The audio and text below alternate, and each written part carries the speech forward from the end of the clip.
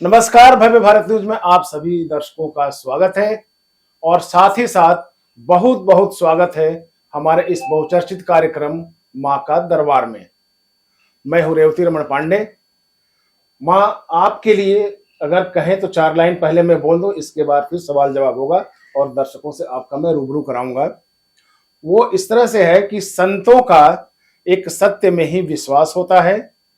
संत जहां होते हैं वहां आनंद का वास होता है। पारस को पा लोहा बन जाता है। संतों के सत्संग में दिव्य प्रकाश होता है। यानी कि माँ की जो चर्चा है वो फिल्मी जगत से लेकर और जो राजनीतिक मंच है वहां भी इनकी चर्चा बड़े सद्भावना से की जाती है, क्योंकि आप बचपन से ही संत रही हैं, बचपन से ही शिव भक्त हैं और ये जो शिव भक्ति के बाद जो आनंद प्राप्त होता है वो आपका विचार है कि आप जगत में भी उस आशीर्वाद को बांटें। तो स्टूडियो में आपका स्वागत है और स्वागत जय के बाद महाकाल। सब स्वस्थ रहें, मस्त रहें, हंसते मुस्कुराते रहें, यही ईश्वर से कामना है। पहला सवाल हम आपसे लेंगे। हालांकि सवाल तो उसको नहीं कहा जा सकता है, एक जानकारी कह सकते हैं कि पहली जानकारी हम ये जानना चाहेंगे अपने दर्शकों के लिए कि आप क्या बचपन से इस संत स्वभाव में आई, संत लाइन में आई, या कोई और इसके बाद आपका आगमन हुआ? जन्म ही ईश्वरीय कृपा के साथ हुआ, हमारा महाकाल की कृपा से। और ये एक तरह से बोले तो ये गॉड गिफ्ट है जो कि हमें जन्म के साथ ही मिला, ये अधिकार भी। और बड़ा सौभाग्य है हमारा, कहीं कुछ पूर्व जन्म में कुछ अच्छे कर्म किए होंगे, कुछ सत्कर्म किए होंगे कि हमें ईश्वर ने हमारे जन्म के साथ ही हमें ये भक्ति जो है, हमें शिव दिए हैं, हमें शिव ने हमें अपनाया है, हमने शिव को अपनाया है। तो ये शिव की कृपा है, मेरे महाकाल की कृपा है कि उन्होंने बचपन से ही हमें इसी मार्ग पर ही चलाया है, चलते आ रहे हैं। गुरु माँ, आपके बारे में जब हमने सुना था कि आप स्टूडियो आ रही हैं तो एक आनंद तो आया ही, साथ ही ये था कि आप किसी साध्वी के वेश में होंगी और इस तरह से होंगी। लेकिन आप जिस तरह से टिप टाप से आ रही हैं, ये लगता है कि कलयुग में आप कलयुग के संत हैं। कलयुग के संत आप कैसे, कुछ भी आप देखिए, आप वो आपकी इच्छा है, आप जो बोल रहे हैं अपनी समझ से बहुत अच्छा ही बोल रहे हैं, तो आपका सम्मान करते हैं। बाकी टिप टॉप का भाई, हम संत हैं, सन्यासी नहीं है, साधु नहीं है ना। और गृहस्थ आश्रम में बस मेरे महाकाल के हम भक्त हैं और भक्ति करते हैं। बाकी भाई हम तो ऐसे ही टिप टॉप रहते हैं, फैशन में रहते हैं और हर तरह के कपड़े भी पहन लेते हैं, जो मन करता है वही पहनते हैं, जो मन करता है वही करते हैं और मस्त रहते हैं, मस्त मलंग रहते हैं। कि यही मेरे महाकाल की असली वो, हम छुपाते नहीं है, सबसे बड़ी बात। अब बहुत सारे लोग ऐसे भी होते हैं जो कि अंदर से कुछ रहते हैं, बाहर से कुछ रहते हैं। दुनिया के सामने आएंगे तो एक अलग वेशभूषा में आएंगे, अलग विचार लेके आएंगे, और दुनिया के बाहर मतलब अपने पर्सनल लाइफ में होंगे तो कुछ और होंगे, दिखाएंगे कुछ और, करेंगे कुछ और, खाएंगे कुछ और, पिएंगे कुछ और। तो सब ऐसे, तो हमारा वो हिसाब नहीं है। देखिए, हमें बचपन में ही हमारे दादाजी ने एक सीख दी थी कि जो इंसान अंदर और बाहर से एक है उसको कभी जिंदगी में कोई गिरा नहीं सकता, कोई हरा नहीं सकता। महाकाल की ऐसी कृपा उस इंसान के ऊपर रहती है कि वो हमेशा ही विजय रहता है। हार करके भी जीतने वाले उसको वो जीत जो है महाकाल जो है देते हैं। तो दादाजी हमें कहते थे कि एक कहावत वो हमें सुनाते थे, और हम बहुत बार टीवी चैनल के माध्यम से भी सबको सुना चुके हैं। तो एक कहावत बताते थे कि 2 भाई थे, एक गरीब एक अमीर, और जो अमीर था वो गरीब से जलता था। तो कि ये रोटी कैसे खा रहा है, ये मेरे से मांग के क्यों नहीं खा रहा, ये मेरे से पैसा मांगे रोज कि हाँ भाई आज दाल लेके आनी, आज चावल लेके आने, और मैं अपना खाना खाऊं, मतलब मेरे से मांग मांग के खाई। तो वो बड़ा भाई थोड़ा घमंड में था और अहंकारी था, उसको अपने पैसे पे बहुत घमंड था, गुमान था, बड़े होने का वो था कि छोटा है तो ये मेरे से मांग मांग के खाए। देखो, एक तो होता कि प्रेम से मांगना, जी जी, है ना, और एक होता कि भीख मांगना। तो दोनों में जमीन आसमान का अंतर है। तो वो जो बड़ा भाई था उसकी भावना ऐसी थी। अब छोटा भाई वो बेचारा गरीब इंसान तो था, लेकिन सबके लिए करुणा प्रेम उसके दिल दिमाग में हमेशा रही, उसके परिवार में। तो छोटा भाई जो था वो अपनी गाय भैंस पालता और उसका जो दूध होता वो बेच के अपना घर परिवार पालता पोसता, क्योंकि उसके अंदर एक ऐसी चीज थी कि वो किसी से भीख ना मांगे, हाथ ना फैलाए। हमारे दादाजी ने भी हमेशा हमें यही रखा, अपना हाथ हमेशा ऐसे रखना, और ऐसे सिर्फ अपने महाकाल के आगे रखना, महामाई के आगे रखना। इंसानों के आगे अपना हाथ ऐसे मत करना, इंसानों के आगे अपना हाथ ऐसे करना। तो जो बड़ा भाई था, एक दिन छोटे भाई की भैंस मर गई। तो भैंस मर गई तो सब लोग अफसोस करने आ रहे, भाई उसका तो रोजी रोटी उसी से चलती है। जी जी। तो बोले कि बड़ा दुख हुआ। तो बड़ा भाई भी आया, अफसोस करके गया। तो हाँ भाई, बड़ा दुख हुआ सुन के, लेकिन तुम चिंता मत करना, मैं हूं तुम्हारे साथ, और तुम्हें कोई चीज की जरूरत हो आके मांग लेना, मांग लेना, है ना। तो वो वहां पर भी वही चीज जता के आया। तो उसके घर से बाहर निकला, वहां तो दुख जता के आया, बाहर निकला तो कोई पूछते हैं उसे कि भाई आपके भाई की भैंस मर गई, उसकी तो रोजी रोटी वही थी, सुन के बड़ा दुख हुआ। तो वो कहता है कि अच्छा हुआ, भगवान करे साले की दूसरी भी मर जाए। मतलब दोहरे चरित्र की बात, दोहरा चरित्र, अंदर कुछ बाहर कुछ। और जो ऐसा इंसान होता है ना, वो 4 दिन की चांदनी फिर अंधेरी रात, भले ही आज वो हमारी जिंदगी में भी जैसे एक शायरी ही बोल देते हैं सब लोग आमतौर पे कि हमें तो अपनों ने लूटा, गैरों में कहाँ गम था, हमारी कश्ती वहां डूबी जहां पानी कम था। लेकिन हम कहेंगे हमें तो अपनों ने लूटा, गैरों में कहाँ दम था, हमारी कश्ती महाकाल ने डूबने नहीं दी। भले वहां पानी कम था, लेकिन हमारी कश्ती महाकाल ने डूबने नहीं दी, उन्होंने सूखी धरती पर भी हमारी कश्ती चला दी। तो महाकाल जो विश्वास, जो प्रेम, जो वो सम्मान, जो वो श्रद्धा महाकाल के प्रति किसी भी भक्त की होती है, किसी भी इंसान की होती है, तो महाकाल उनको कभी डूबने नहीं देते, उसको हमेशा हाथ पकड़ के उभार के लेके जाते हैं, और देखने वाले देखते रह जाते हैं। ये मेरे महाकाल की कृपा है। चूंकि आपने कश्ती की बात कर दी, इसलिए बीच में ये सवाल आ जाता है जी। और सवाल ये है कि आध्यात्म की तरफ 2 ही लोग बढ़ते हैं जी। या तो एक ध्रुव की तरह के लोग हो जाए कि जो बचपन से आए, और दूसरा होता है कि ठोकर खाने के बाद। तो आपने अभी जो कश्ती वाली बात कही, तो इसमें एक दर्द छुपा हुआ है जी। तो कहाँ से आपकी यात्रा शुरू हुई? दर्द से शुरू हुई या फिर बचपन से शुरू हुई ध्रुव की तरह से? देखिए, हमारे तो ये बचपन से, हमने बताया जैसे कि अभी आपको, कि हमारी जन्म के साथ ही शुरू हो गई जी। जन्म के साथ ही गॉड गिफ्ट आया, और उसके बारे में हम तो अपने मुंह या मिठू बोलना वो तो कोई मतलब नहीं होता। कितने साल की थी तो आपको शिव की भक्ति? जन्म के साथ ही सबको संकेत जो मिले थे, क्या परिवार को, उसके बारे में हम चर्चा नहीं करेंगे, क्योंकि क्या है ना कि एक तो लोग देखते कि हाँ भाई गुरु माँ तो बड़ी टिप टॉप रहती, जैसे अभी आपने बोला। दूसरा, उम्र कम दिखती है तो उतना एक्सपीरियंस तो दिखता नहीं है। अब उम्र तो देखिए 40+ हो चुके हैं, है ना। तो अब 5 साल की उम्र से अगर हम साधना कर रहे हैं तो तब भी 35 साल का एक्सपीरियंस तो अब मानो। और दूसरा ये है कि टिप टॉप रहना ये भी हमारा शौक है, हमें अच्छा लगता है, हम ऐसे ही रहते हैं। और बचपन के साथ ही, हमारे जन्म के साथ ही जैसे ये चीजें जो हुई वो अभी हम बोलेंगे तो लोग बोलेंगे कि ऐसे या कैसे, लोग कोई विश्वास करते कोई नहीं करते। जो अपनी आंख से देखते हैं वही लोग विश्वास करते हैं, करना भी चाहिए। हम तो कहते कभी किसी को ऐसे गुरु, हम सब जैसे गुरु बोलते हैं, गुरु माँ बोलते, पहले लोग गुरु जी बोला करते थे एक जमाने में, तो अब जाके गुरु माँ बोलने लगे, पहले गुरु जी बोला करते थे। क्योंकि पहले हम जैसे कपड़े भी पहनते थे तो हम लड़कों वाले कपड़े पहनते थे, तो लोग गुरु जी बोला करते थे। और शेरनी, जैसे हमारे दादाजी ने हमें नाम दिया था, तो बचपन से ही हमें वो शेरनी बोलते रहे, और भी हमारे जो अपने सगे संबंधी शेरनी ही बोलते रहे। तो शेर जैसे ही जिंदगी अपनी जिए हैं और वैसे ही महाकाल की कृपा से जिएंगे। बचपन से हमें ये गॉड गिफ्ट जो मिला, ईश्वर की चमत्कारी शक्तियां उन्होंने जो दी और सबको दिखी, उसके बाद जिस दिन हम पैदा हुए उसी दिन हमारे पापा हवलदार बने, फौज में, आर्मी में। हमारा पूरा परिवार आर्मी से है, और हमारे पापा, दादा, चाचा, ताऊ, मामा, मौसी, मौसी खैर बोल रहे हैं, मौसा, और हमारा भाई भी, भतीजे भी, मतलब सब लोग आर्मी से ही हैं। तो इसी दौरान, जबकि हमारा जन्म हुआ सिख फैमिली में, लेकिन हम शिव की भक्ति हम करने लगे। जब हमने चलना शुरू किया तो शिवलिंग पे जाना शुरू कर दिया, जल चढ़ाना। तो उसी में ही जो हमारे कुछ घर परिवार के थे, तो वो सब बोलने लगे कि भाई ये तो बच्ची कहीं साधु ना हो जाए, ये शिव को मानने लगी।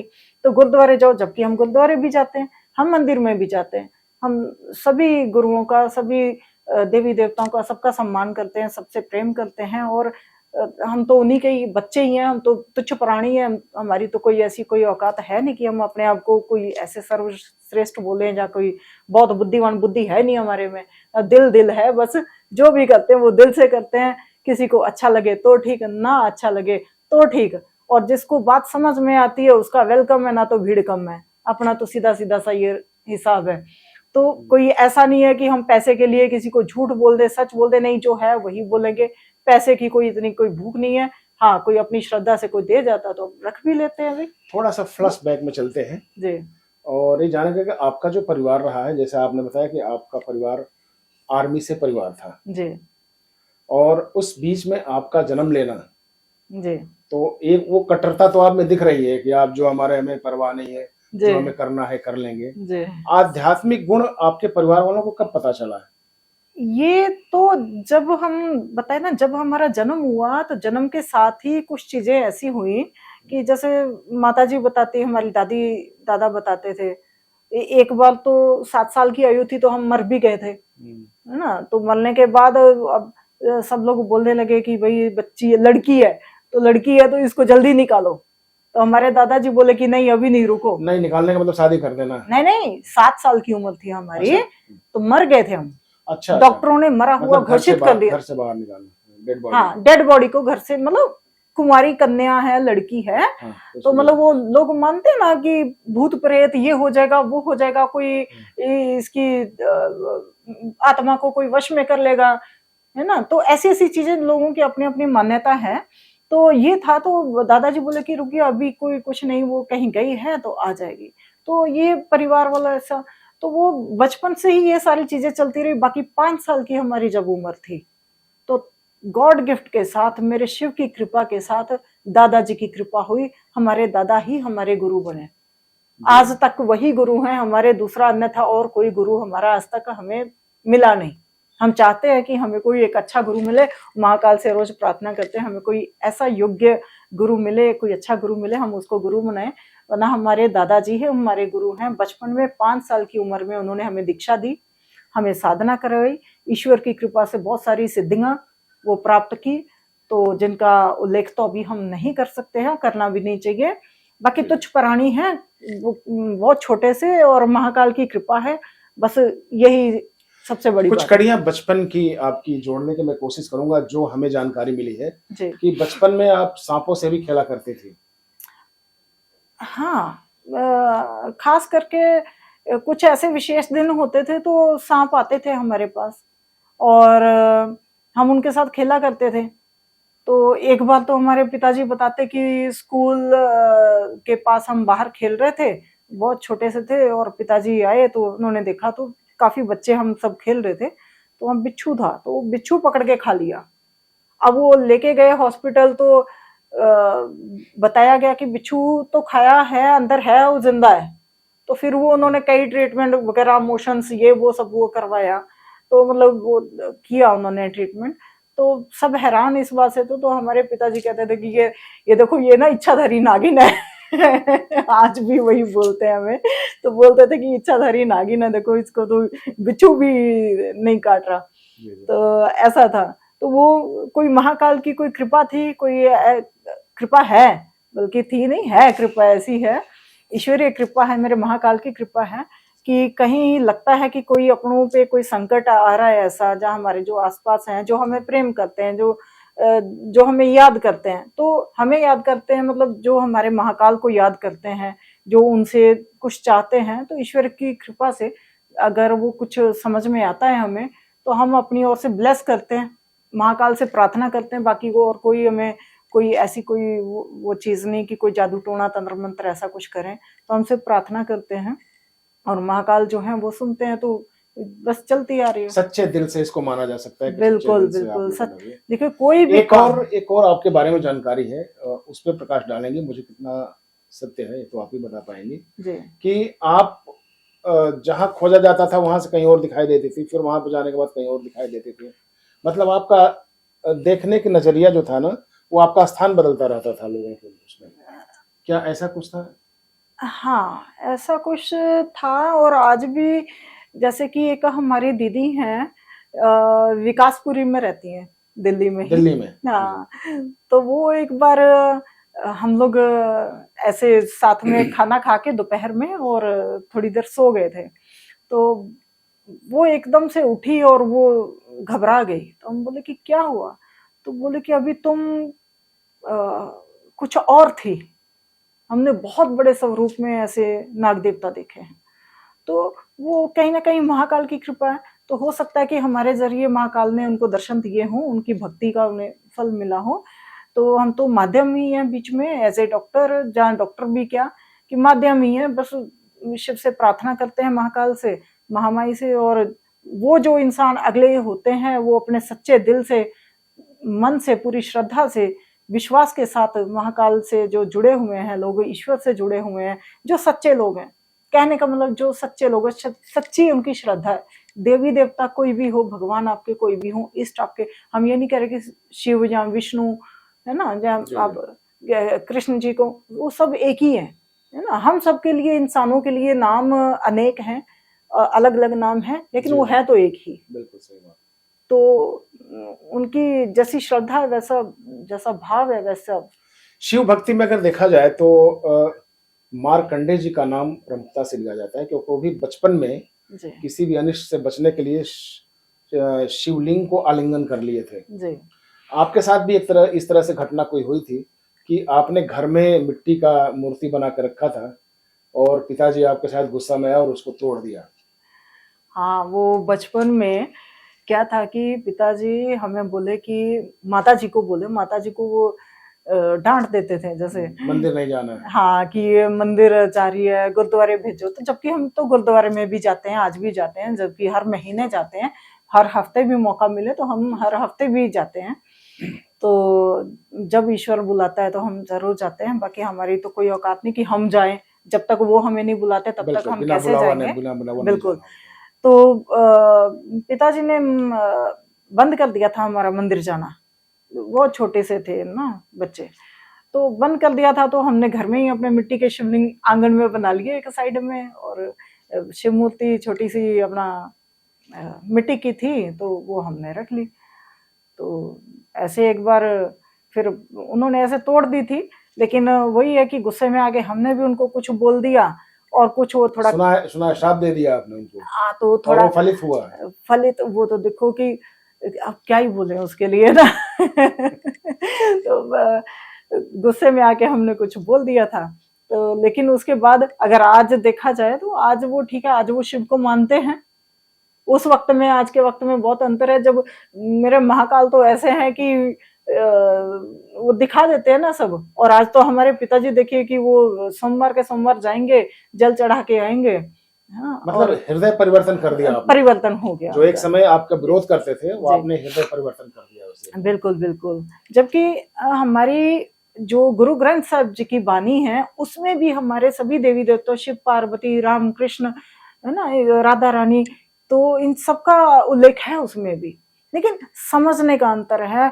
कुछ लोग बस थोड़ा सा समझने में वो कर देते हैं, इसी पे वाद विवाद कर देते हैं, अलग अलग अपने वो विचारधाराएं बना करके। आजकल तो बहुत सारे लोग फेमस हो रहे हैं, बहुत सारी चीजें कर रहे हैं, कट्टरपंथी कर रहे हैं, फालतू की कट्टरपंथी है, जबकि ऐसा कुछ है नहीं। देखिए, ऊपर से आए जब, तो ईश्वर ने कोई आपको नाम देके नहीं भेजा, है ना, कोई धर्म देके नहीं भेजा। तो यहाँ पर एक ही सर्वश्रेष्ठ धर्म है, वो है सनातन धर्म, और सनातन धर्म में से ही बाकी सारे धर्म निकले हैं। और ये समझिए कि एक बाप के अनेक पुत्र, ठीक है। तो बाकी सबकी अपनी अपनी समझ है, समझ है तो अच्छी बात है, ना समझो तो राम भरोसे। आध्यात्म आपके रग रग में भरा हुआ है, ब्लड में आपका माना जा सकता है वैसे देखा जाए तो। लेकिन क्या सामाजिक जिंदगी भी आपने व्यतीत किया है? बिल्कुल सामाजिक, हम गृहस्थ, जैसे शादी होने गृहस्थ। बिल्कुल बिल्कुल, हम गृहस्थ जीवन में हैं। और गृहस्थ जीवन में भी अब क्या है कि हम गृहस्थ जीवन में होकर के अब हो गए सन्यासी, ठीक है। सन्यासी गृहस्थ जीवन में रहते हुए, बहुत बड़ी बात होती है, गृहस्थ जीवन में रहते हुए हो गए सन्यासी। और मेरे महाकाल की कृपा है, उनकी कृपा से चल रहे हैं और बड़े मजे से मस्त चल रहे हैं। बाकी किसी से डरते नहीं है, किसी की फालतू सुनते नहीं है, किसी को फालतू सुनाते नहीं है।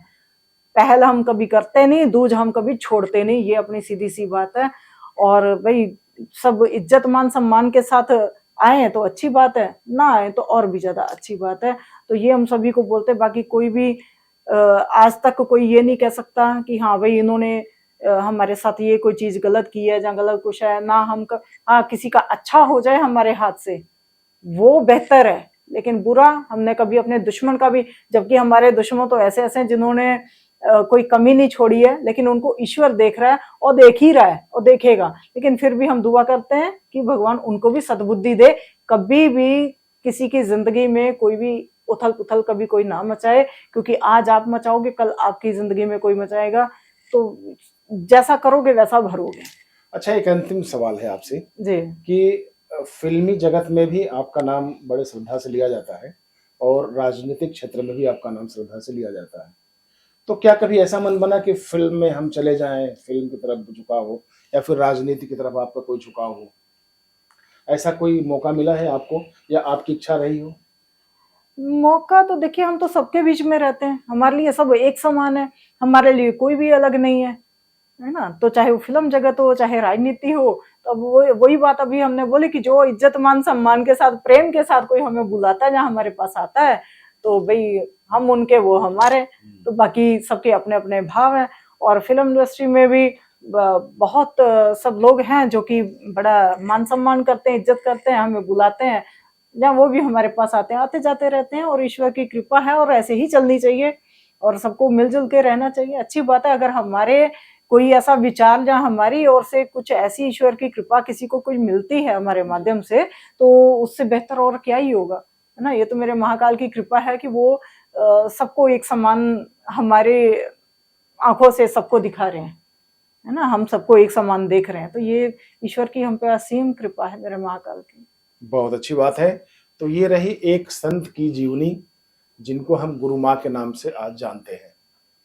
गुरु माँ ने बेबाक अपनी बात रखी और आप सबकी जानकारी के लिए रखी, ताकि आप भी अगर कुछ भी बात हो तो आप ईमानदारी से पेश आए, तब भी दो दिलों का मिलन होता है, तभी ईश्वर और अंश जो आपका जीव है उसका मिलन होता है। और अगर दो आदमी के अगर तत्व अगर मिलते हैं तो निश्चित तौर पर वो फलित होते हैं संसार में, यानी कि आप आगे बढ़ते हैं और आगे बढ़ के पूरे संसार का कल्याण सोच सकते हैं। तो आज के एपिसोड में इतना ही, अगले एपिसोड में फिर मिलेंगे। फिर एक बार गुरु माँ से मैं आग्रह करूंगा कि आप साथ में बैठिए और भी बहुत चर्चाएं हैं वो आपसे अगले एपिसोड में करेंगे। आप लोगों को कैसे आशीर्वाद देती हैं, क्या करती हैं इसके लिए, और कितने लोग इससे लाभान्वित हुए हैं, सारी बातें अगले वीडियो में करेंगे। इसके लिए आप लोग चैनल को सब्सक्राइब कर लीजिए, अच्छा लगे तो शेयर भी करें और लाइक भी करें, वही हमारा संबल है।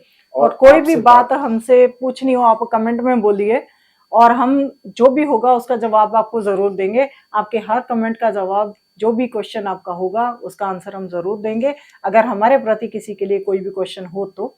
बाकी जय श्री महाकाल, महाकाल की कृपा सदैव हम कोशिश करेंगे कि अगर माँ दिल्ली में रहे तो सप्ताह में एक बार आप कहीं मिलने का जगह रखिएगा, जो हम अपने जनता को बता सके कि वो आपसे कभी अगर मुलाकात करने की इच्छा हो, दर्शन करने की इच्छा हो, तो वो मिल सके। वैसे बिल्कुल बिल्कुल। बहुत बहुत धन्यवाद।